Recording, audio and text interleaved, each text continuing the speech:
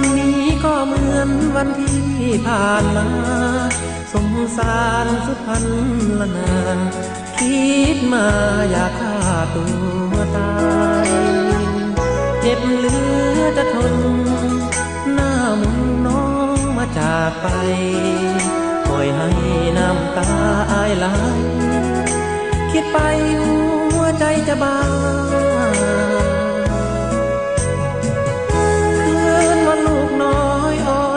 หาแม่ลูกได้แต่เลี้ยวแลคอยหาแม่จะกลับมาบางครั้งลูกเมาแม่เฮาหนีไปใส่นาจึงบอกวนกลับคืนมาแม่จ๋าสั่งลูกหรือได้หยุดเถิดนาลูกอย่าห้องให้เห็นน้ำตาลูกไหลพอนี้หัวใจจะวายกับเสียเถิดนาเมียหาผัวให้อภัยคืนมาให้กำลังใจลูกเอาเถิดนาคนดีอย่าให้ลูกกลายเป็นเด็กกำพร้าคนเขาจะนินทา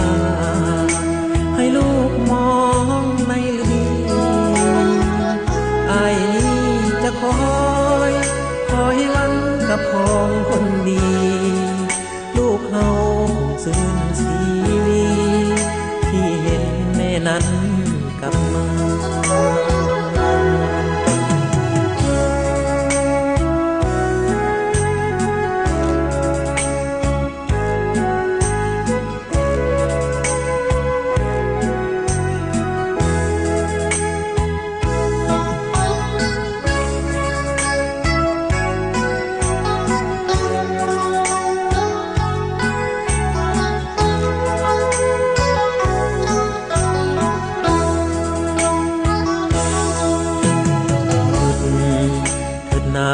ลูกอย่าห่วงให้